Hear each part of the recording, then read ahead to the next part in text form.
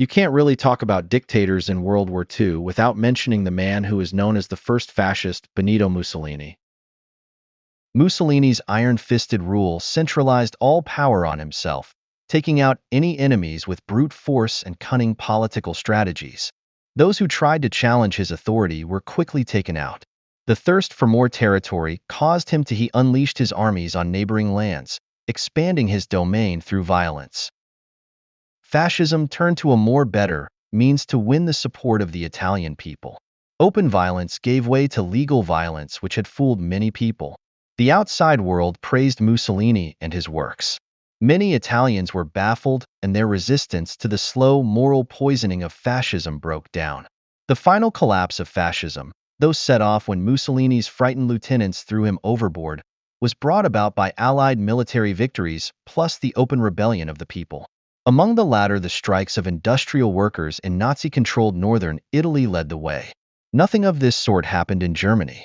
Since the end of World War II in 1945, fascism as an ideology has been largely disgraced and few parties have openly described themselves as fascist. This term is more often used negatively by political people.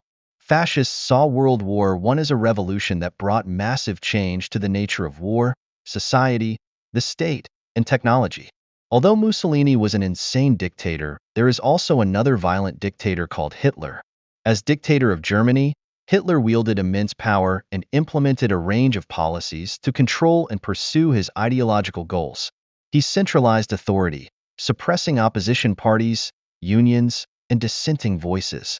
Hitler orchestrated a persecution of minorities, particularly Jews, going towards the Holocaust. He reorganized the economy, militarized society, and pursued aggressive territorial expansion, sparking World War II. Additionally, Hitler changed social and cultural reforms to align with Nazi ideology, shaping German society according to his vision of racial purity and totalitarianism. Hitler's hate for the Jews didn't stem from Mussolini, but the shared hatred in Hitler's eyes put Mussolini on a golden pedestal, and for years Mussolini would influence things Hitler would carry out. Benito Mussolini sided with Hitler for many reasons. Some were because Mussolini wanted to expand his territory, and he thought because he was siding with Germany he could get bigger. Mussolini also sided with Hitler or Germany because he hoped that Germany would provide economic benefits and military support. He was voted off as prime minister by his peers. He was then arrested and killed shortly after. With this happening, it brought an end to a dictatorship for more than 17 years. Hitler didn't rise to power overnight, however. His reign started with many votes and elections, with all giving Hitler political gain. When Hitler came to power, according to History Extra, British Prime Minister Neville Chamberlain did all he could to appease him. But had he listened to another voice, that of conservative backbencher Winston Churchill, might history have taken a very different course? Changing the topic to a different type of monstrous dictator, Hirohito of Imperial Japan. Hirohito was president over the invasion into China, which had a death toll of 3,000 to 10,000 people.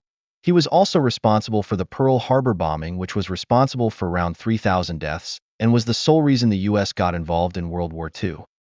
Until he ultimately surrendered in 1945, which put hostilities to a close, Hirohito would much later pass due to cancer, which was too good of an end for him. Moving over to dictatorship happening in real time today, the Ukrainian-Russia war. The dictator of Russia, Vladimir Putin, is having a war against Ukraine, whose leader is Volodymyr Zelensky. Putin is doing this so he can prevent Ukraine from joining NATO, because if Ukraine does have an alliance, they will start a huge war against each other, which is 29 European and 2 North American countries fighting. They attack them because Ukraine is one of a few who aren't in the alliance, so they're easy targets. The war started on February 24, 2022, and has yet to cease. An estimated 300,000 deaths have been reported from the ongoing war, and no intel has proven there won't be more. Ukraine is not losing the war due to not enough ammunition, but not enough men. Morale among troops is grim, ground down by relentless bombardment, a lack of advanced weapons, and losses on the battlefield. In cities hundreds of miles away from the front, the crowds of young men who lined up to join the army in the war's early months have disappeared. I gladly hope the war will come to an end very soon, and no more lives will be taken due to Putin wanting to gain more power. And the next time I turn on the news or read an article, I hope I'll be reading how they signed a peaceful treaty to end it all. If all of this footage can show us one thing, I hope it can show us that the coming of total war and the mass mobilization of society erase the distinction between civilians and soldiers. Hopefully one day we won't have no dictators trying to mess up this world and tell us what to do. Hopefully this world will be better for once.